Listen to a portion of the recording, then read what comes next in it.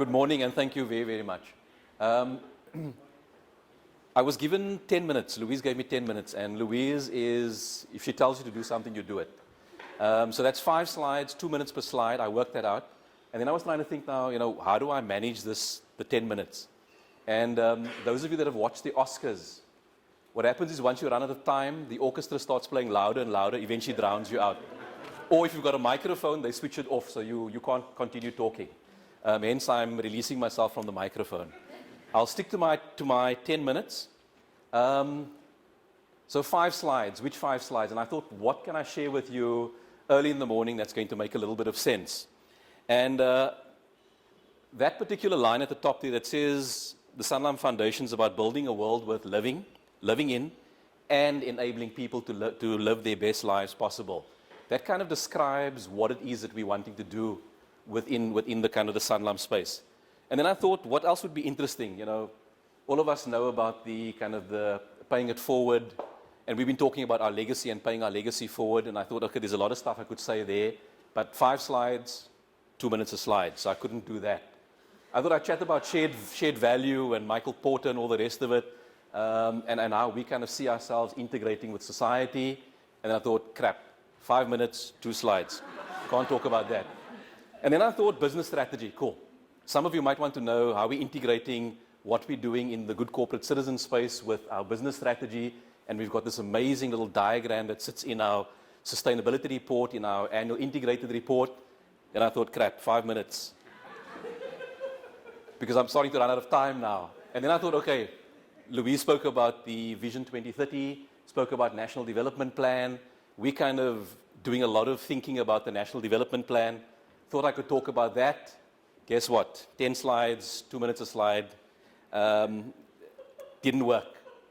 And then I thought, cool, let me talk about some of what we've done last year. And this is something that we kind of pulled out of our sustainability report, and it gives a bit of an idea of what it is that we were physically doing and what we were achieving. So the balanced scorecard stuff, what's our output? And guess what? 5 slides, 2 minutes, doesn't work. And then I thought, okay, let's look at what other corporates have been doing. And this comes from one of the Trilog reports that kind of identifies the sort of spend that corporates are currently putting into CSI type stuff in the broader sense. A lot of it goes into education. And then I realized I'm beyond 5 slides, so I thought, what the hell, let's carry on going. I thought I could share with you a lot of the storytelling stuff. So, what are the brands that we're currently involved with? Where are we supporting, what are we doing? And those are some of the logos and brands that some of them might be familiar to you and others might not. But then I couldn't talk about that either because there was too little time available. And then I thought what we should actually have done, what I should actually do is, I should have brought in some of our partners that have been at the receiving end of what we're doing and get them to speak and get them to kind of tell the stories, because that speaks very, very powerfully, rather than, a nondescript person from Sanlam standing up here talking about something. And this is actually a real person. His name is Mzi Bumela, and he grew up in Rustenburg, poor mining village. Battled through education, got through primary school. His dad, lost his job. Mom was battling to kind of fund his education. He then discovered one of our NGOs called Protect that we've been partnering with for the last 6 years. And they do kind of additional maths and science support. He tried to get onto the program. He was getting like 30% for maths, and their requirements are a little bit higher than that. They kind of sent him away. They chased him away. He came back, and he was determined because he had a kind of a vision for himself. Eventually, they accepted him onto the program. 3 years of maths and science and English and world of work support over a 3-year period. And he eventually ended up at the end of last year, 98% in maths, and I think he got 87% in physical science, which is absolutely phenomenal. So that's like a high. But then he doesn't have money to get to university. He doesn't have the, 200 or 300 rand to pay for the registration at University of Johannesburg. So we kind of rally around and we sort of help him get some of that. And then he doesn't have, NSFAS is not able to support him in terms of his student loans. And he comes back to us and says, listen, I'm I'm doing quite well. I'm kind of getting distinctions in everything that I'm doing. I'm living at residence, but very often I have to go to bed without a meal. And I'm hungry. I'm not sure how long I can sustain my academic performance.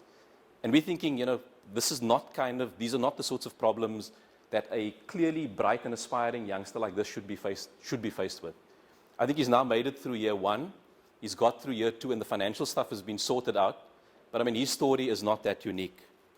There are many stories like that. These are some of the other learners from ProTech. Any guesses as to what those numbers are that they're holding up? This is in KZN, deep rural KZN. Number of distinctions. I mean, I was blown away. I couldn't believe that there were kids out there getting 7 distinctions. I mean, I battled to get even half a distinction, but these kids are incredibly bright on the back of the support that they're getting from an NGO like ProTech.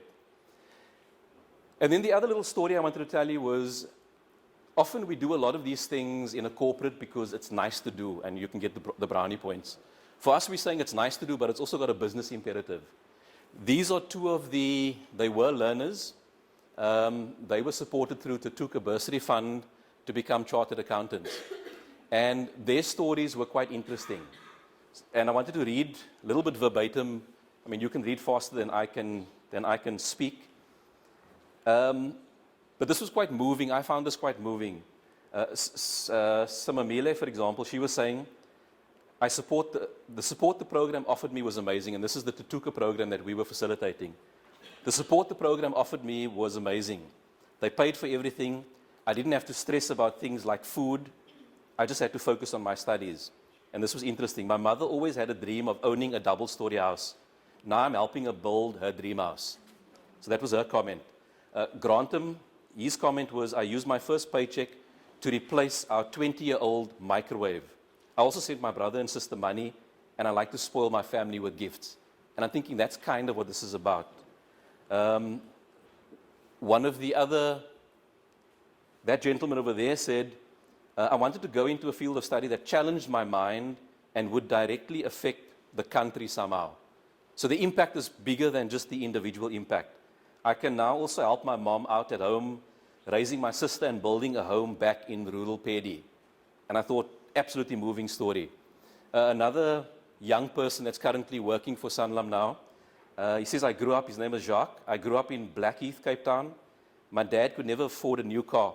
So I always promised myself that when I started working, the first car I bought would be for him. With the help of my training officer at Sanlam, I managed to do this. My brother and I now pay for the car.